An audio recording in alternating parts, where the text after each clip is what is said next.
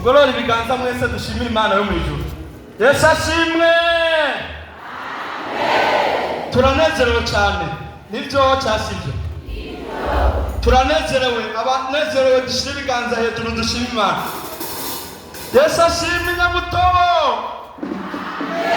Imana iraduhaye turungutse irindi shengero Imana ikutije ryo mu gisoro. Ivyo ni ibintu rero twishimira mu izina rya Yesu. Yesu ashimwe. Ab'Inyamutobo turikengurukira Imana izo zizi Imana dukoreye. Turanezerewe mu mutima ku bintu Imana ikoze kwikutije ishengero ryayo. Abaririmbyi turanezerewe, ishengero ry'Imana turanezerewe kuko ni ibintu bikomeye Imana ikoze. Yesu ashimwe. Imvukira turanezerewe, abashitsi twese turanezerewe. Rero gisoro yoyo rukundi. Yesu ashimwe. Dufise umunezero ukomeye. Aha rero ibikorwa dukora si ivy'ubusa, Imana izobiduhembera. Amen. Ibikorwa dukora si ivy'ubusa.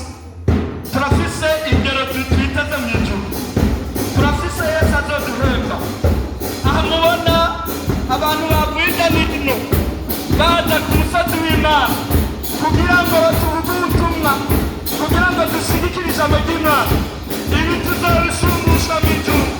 Turafise umwami azoduhemba. Turafise Imana izoduhemba. Aha mubona abantu bavuye Gitega, aha mubona abantu bavuye Bujumbura, aha mubona abantu bavuye n'ino, aha mubona abategetsi bakoranye. Turafise intebe mu ijuru. Turafise intebe mu ijuru. Oh, haleluya.